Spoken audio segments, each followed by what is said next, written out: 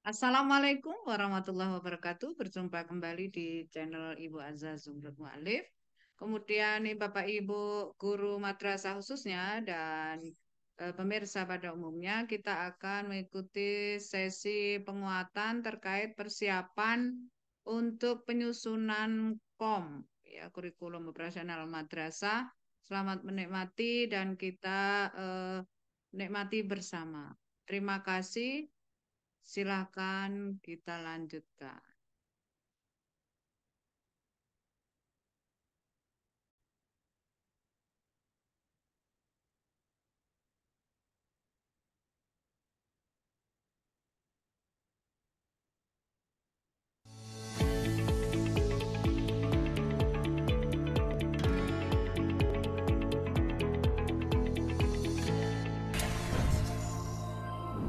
Assalamualaikum warahmatullahi wabarakatuh. Sobat pelatihan yang dirahmati oleh Allah Subhanahu wa taala, alhamdulillah kita bertemu lagi dalam sesi kurikulum operasional madrasah. Sobat pelatihan, setelah kita memahami tadi bagaimana pendekatan-pendekatan, maka sekarang kita juga perlu memahami tentang struktur kurikulum. Nah, struktur kurikulum pendidikan anak usia dini ya, antara lain adalah RA, pendidikan dasar dan pendidikan menengah. Ini adalah yang tadi, yang pertama adalah pembelajaran intrakurikuler. Ini pembelajaran intrakurikuler, kegiatan pembelajaran intrakurikuler untuk setiap mata pelajaran mengacu pada capaian pembelajaran. Jadi yang perlu kita ingat ketika kita bicara tentang pembelajaran intrakurikuler, maka yang ingin kita capai adalah CP, capaian pembelajaran. Kemudian proyek penguatan profil pelajar. Nah, ini berarti kegiatannya kegiatan khusus ditujukannya untuk memperkuat upaya pencapaian profil pelajar Pancasila dan profil pelajar rahmatan lil alamin yang mengacu pada standar kompetensi lulusan. Pengelolaan waktu pelaksanaan proyek dapat dilaksanakan dengan menjumlah alokasi jam pelajaran. Nah, ini mungkin hal penting yang harus kita pahami. Jadi, jam pelajarannya bisa dijumlahkan. Di sini jam pelajaran proyek dari semua mata pelajaran dan jumlah total waktu pelaksanaan masing-masing proyek tidak harus sama. Alokasi waktu untuk setiap proyek penguatan profil pelajar tidak harus sama di sini. Satu proyek dapat dilakukan dengan durasi waktu yang lebih panjang dari proyek lainnya. Sobat pelatihan, hal juga yang harus kita perhatikan selain tadi adalah struktur kurikulum, kita juga harus memperhatikan tentang muatan lokal. Madrasah menambahkan muatan lokal yang ditetapkan oleh pemerintah daerah sesuai dengan karakteristik daerah. Madrasah dapat menambahkan muatan tambahan sesuai karakteristik madrasah secara fleksibel melalui 3 pilihan. Yang pertama adalah mengintegrasikan ke dalam mata pelajaran lain. Yang kedua, mengintegrasikan ke dalam tema proyek penguatan profil pelajar atau mengembangkan mata pelajaran yang berdiri sendiri. Sobat pelatihan, struktur kurikulum di setiap jenjang itu berbeda. Yang pertama, struktur kurikulum di RA ini antara lain adalah untuk intrakurikuler berdasarkan regulasi yang mengatur kurikulum merdeka, kegiatan pembelajaran intrakurikuler itu dirancang agar anak dapat mencapai kemampuan yang tertuang di CP, fase pondasi. Jadi untuk RA, untuk struktur kurikulum di RA, intrakurikulernya adalah untuk mencapai CP pada fase pondasi. Nah, intisari kegiatan pembelajaran intrakurikulernya adalah bermain bermakna sebagai perwujudan merdeka belajar, merdeka bermain. Nah, kegiatan yang dipilih harus memberikan pengalaman yang menyenangkan dan bermakna bagi anak. Sehingga ketika kita melakukan kegiatan intrakurikuler pada RA, itu kata kuncinya adalah menyenangkan dan bermakna. Selanjutnya kokurikulernya dimaknai sebagai P5, proyek penguatan profil pelajar Pancasila, dan PPRA, profil pelajar rahmatan lil alamin. Nah, ini dirancang dalam bentuk kokurikuler atau juga dirancang secara terpadu dengan intrakurikuler maupun ekstrakurikuler. Penguatan profil pelajar pada jenjang PAUD ini pada jenjang RA dilakukan dalam konteks perayaan tradisi lokal, hari besar nasional dan internasional. Pelaksanaannya menggunakan alokasi waktu kegiatan di RA dengan ketentuan 1 sampai 2 proyek profil dalam 1 tahun di sini dengan 4 tema yang sudah ditentukan. Temanya antara lain Aku Sayang Bumi, Aku Cinta Indonesia, Kita Semua Bersaudara, Imajinasi dan Kreativitasku. Proyek penguatan profil pelajar Pancasila atau P5 ini dirancang agar anak mencapai dimensi, elemen dan subelemen pada profil pelajar Pancasila. Sedangkan PPRA yang dimaksudkan untuk menguatkan perwujudan 10 nilai profil pelajar rahmatan lil alamin. Nah, kemudian untuk ekstrakurikulernya ini dilakukan di luar jam belajar di bawah bimbingan dan pengawasan satuan RA sebagai wadah untuk mengembangkan potensi, bakat, minat, kemampuan, kepribadian, kerjasama, dan kemandirian anak secara optimal. Nah, ini sekali lagi ini adalah struktur kurikulum di RA. Nah, sekarang kita akan melihat bagaimana sih struktur kurikulum SD atau MI. Untuk struktur kurikulum SD atau MI dibagi menjadi 3 fase.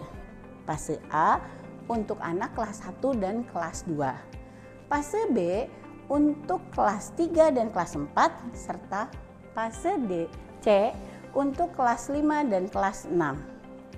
Nah, di sini Satuan Pendidikan SD atau MI dapat mengorganisasikan muatan pembelajaran menggunakan pendekatan mata pelajaran atau tematik.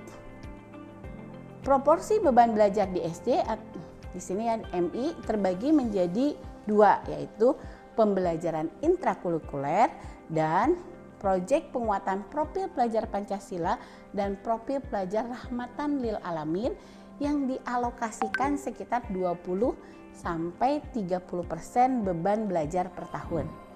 Nah, di sini pelaksanaan proyek penguatan profil pelajar Pancasila dan profil pelajar rahmatan lil alamin dilakukan secara fleksibel. Di sini baik muatannya maupun waktu pelaksanaannya. Jadi untuk pelaksanaan P5 dan PPRA ini di semua jenjang, baik itu MI, MTS, MA, semuanya dilakukan secara fleksibel. Fleksibel dari apa? Muatan maupun waktu pelaksanaan. Secara muatan, proyek harus mengacu pada capaian profil pelajar sesuai dengan fase peserta didik dan tidak harus dikaitkan dengan capaian pembelajaran pada mata pelajaran. Secara pengelolaan waktu pelaksanaan, proyek dapat dilaksanakan dengan menjumlah alokasi jam pembelajaran proyek penguatan profil pelajar dari semua mata pelajaran dan jumlah total waktu pelaksanaan masing-masing proyek tidak harus sama. Nah, ini adalah struktur kurikulum SD. Selanjutnya, struktur kurikulum MTS yaitu struktur kurikulum yang terdiri dari 1 fase, yaitu fase D untuk kelas 7, 8, dan 9. Struktur kurikulum MTS terbagi menjadi 2. Yang pertama adalah pembelajaran intrakurikuler dan yang kedua proyek penguatan profil pelajar Pancasila dan profil pelajar rahmatan lil alamin yang alokasinya sama 20 sampai 30% total JP per tahun. Jadi untuk P5 dan PPRA itu semua jenjang sama. Baik itu dari mulai MI, MTS, MA itu 20 sampai 30% dari total JP per tahun. Kemudian pelaksanaannya juga sama di sini. P5 dan PPRA dilakukan secara fleksibel, baik secara muatan maupun secara waktu pelaksanaan. Selanjutnya, ya, struktur kurikulum MA di sini kita melihat bahwa struktur kurikulum MA terdiri juga dari 2 fase, yaitu fase E untuk kelas 10, fase F untuk kelas 11 dan 12. Nah, di sini struktur pembelajarannya pun sama, pembelajaran intrakurikuler P5 dan PPRA yang sekitar juga sama 20 sampai 30%. Nah, di sini satuan juga wajib membuka kelompok mata pelajaran umum sekurang-kurangnya 3 kelompok mata pelajaran pilihan. Pada setiap peserta didik wajib mengikuti seluruh mata pelajaran dalam kelompok mata pelajaran umum dan memilih 4 sampai dengan 5 mata pelajaran. Nah, ini adalah untuk fase F untuk kelas 11 dan 12. Untuk fase F, struktur mata pelajaran dibagi menjadi 5 kelompok utama. Kelompok mata pelajaran umum, di sini setiap MA wajib membuka dan mengajarkan seluruh mata pelajaran dalam kelompok ini dan wajib diikuti semua peserta didik MA. Dan juga ada kelompok mata pelajaran pilihan.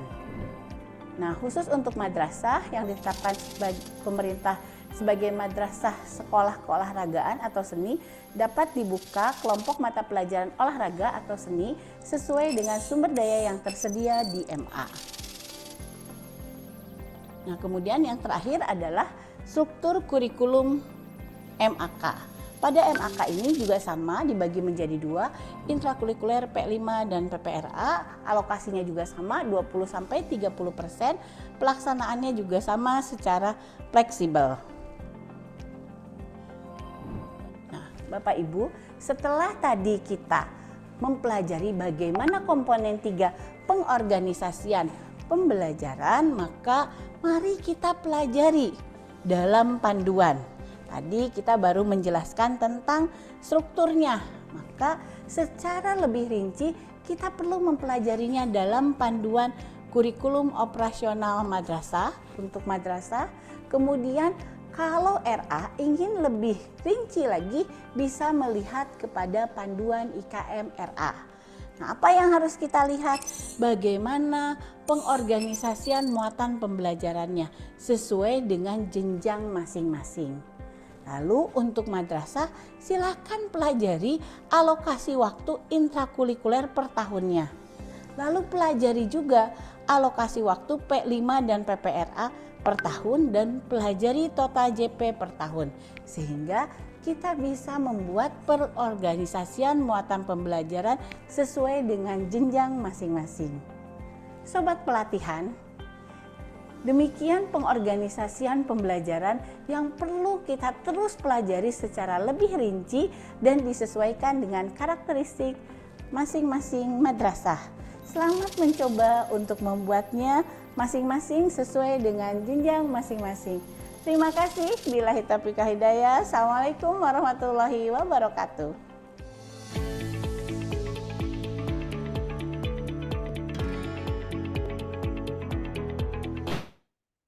Demikian dan terima kasih kita cermati bersama. Sampai jumpa di tema yang lain, konten yang lain. Wallahul muwaffiq ila aqwamit thoriq. Wassalamualaikum warahmatullahi wabarakatuh.